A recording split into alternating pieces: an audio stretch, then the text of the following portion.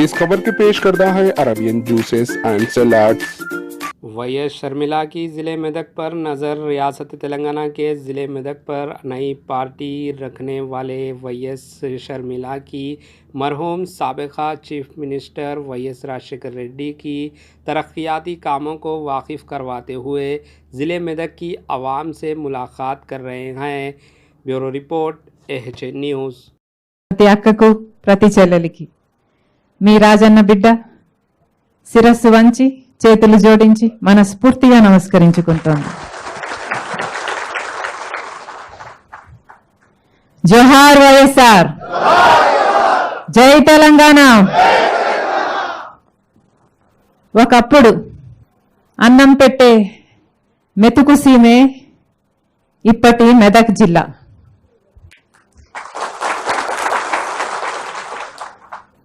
సిద్దిపేట్ గొల్లబామ చీరలు నేసే నేతన్నలు తెలంగాణకే గర్వకారణం. పాటకి ప్రాణం పోసి విప్లవానికి ఊపిరి పోసిన మన గద్దరన్న ఈ మెదక్ గడ్డ మీదే పుట్టాడు. నాగేటి సాలల్ల నా తెలంగాణ అంటూ తెలంగాణ మీద రాసిన ప్రముఖ కవి నందిని సిద్ధారెడ్డి గారిది కూడా ఇదే మెదక్ జిల్లా. ఇండియన్ ఆర్మీకే కాంబాట్ వెహికల్స్ తయారు చేసే ODF ఆర్డినెన్స్ ఫ్యాక్టరీ మన మెదక్ జిల్లాలో ఉండడం మన అందరికీ గర్వకారణం. వైఎస్ఆర్ గారికి మెదక్ జిల్లా అంటే ప్రత్యేకమైన అభిమానం. అందుకే ఆయనకి ఎంతో ఇష్టమైన పథకం ఆరోగ్యశ్రీ పథకం. పేదవాడు కూడా గొప్పవాడిలాగా కార్పొరేట్ హాస్పిటల్కి వెళ్ళి ఉచితంగానే వైద్యం చేయించుకోగలగాలి అన్న అద్భుతమైన పథకం ఆరోగ్యశ్రీ పథకం.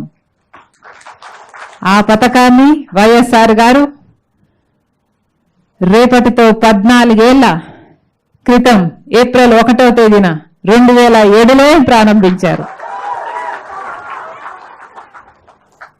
ఇందిరమ్మ ఇల్లు కూడా నారాయణఖేడ్ సమీపంలో వైఎస్ఆర్ గారు ప్రారంభించినట్టు నాకు గుర్తు. అప్పటి వరకు నారాయణఖేడ్లో గంజాయి సాగు చేసుకుంటున్న వారికి ఆల్టర్నేట్ ఎంప్లాయ్మెంట్ కల్పించింది కూడా మన వైఎస్ఆర్ గారు.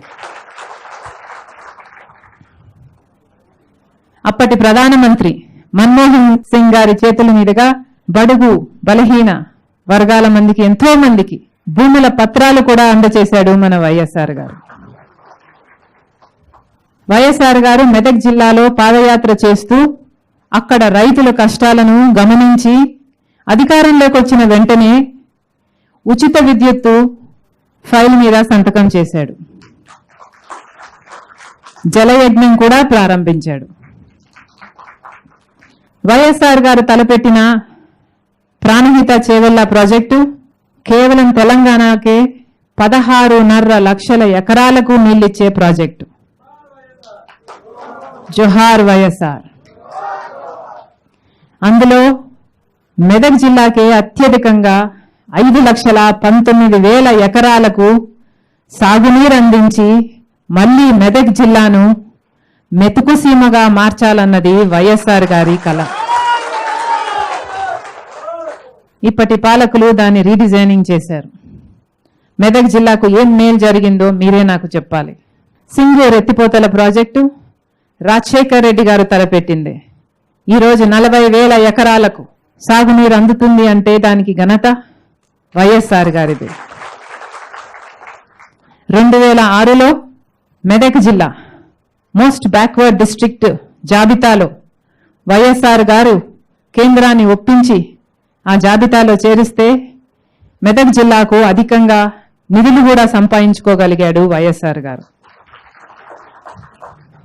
నాకు తెలిసి అంతకు ముందు భారతదేశంలో 10 ఐఐటీలుంటే 11వ ఐఐటి ఉమ్మడి ఆంధ్రప్రదేశ్లో ఎక్కడ పెట్టాలి అని ఆలోచన చేసినప్పుడు వైఎస్ఆర్ గారు వెనకబడి ఉన్న మెదక్ జిల్లా విద్యలో కూడా వెనకబడి ఉండకూడదు అని ఐఐటిని వైఎస్ఆర్ గారు సంగారెడ్డిలో ఏర్పాటు చేపించారు. హైదరాబాద్లోని ఔటర్ రింగ్ రోడ్ వైఎస్ఆర్ గారు పూర్తి చేస్తే దాంతో మెదక్ జిల్లా రూపురేఖలు మారిపోయాయి. ఎంతో అభివృద్ధి జరిగింది. భూముల రేట్లు బంగారం అయ్యాయి. వందల ఎకరాలలో బయోటెక్ పార్కు ఏర్పాటు చేయాలనుకున్నారు వైఎస్ఆర్ గారు. ఇప్పుడు ఇండస్ట్రియల్ పార్కుకు నిజమైన పునాది వైఎస్ఆర్ గారి ఆటోమోటివ్ పార్క్. ఇలా చెప్పుకుంటూ పోతే ఎన్నో.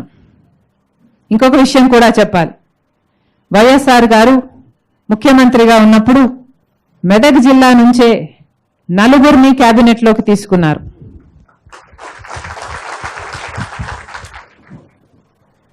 అన్న దామోదర్ రాజనరసింహ గారు ఎస్సీ వర్గానికి చెందినవారు. వారితో పాటు 2 మహిళలను తీసుకున్నాడు, ఒక మైనారిటీని కూడా తీసుకున్నాడు. అన్ని వర్గాలకు న్యాయం చేసిన నాయకుడు ఎవరైనా ఉన్నారు అంటే అది వైఎస్ఆర్ గారని మనం గర్వంగా కాలర్ ఎగరేసుకొని చెప్పవచ్చు. మన దురదృష్టం ఇప్పుడు రాజశేఖర్ రెడ్డి గారు లేరు.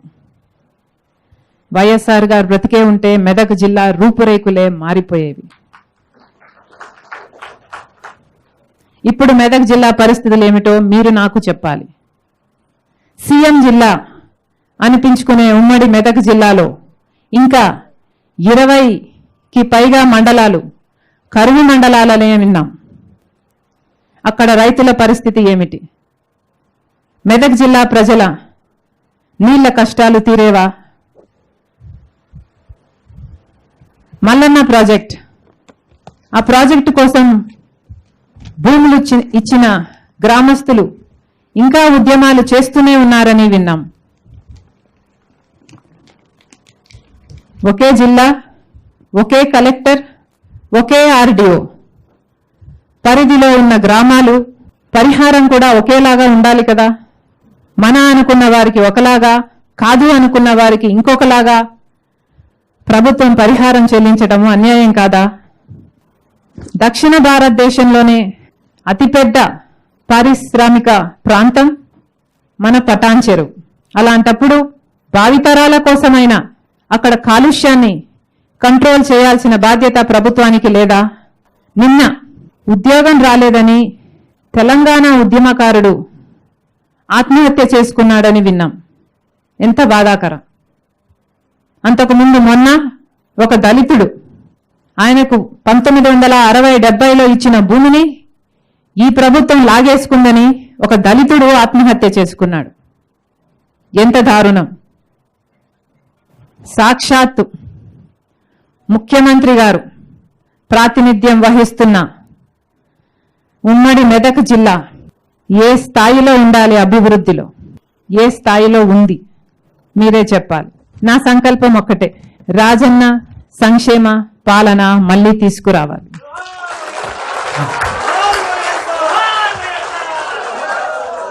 ఒక మాట ఇస్తే ఆ మాట మీద నిలబడ్డమే కాకుండా అంతకంటే ఎక్కువ ప్రజలకు చేసే పాలన మళ్ళీ రావాలి.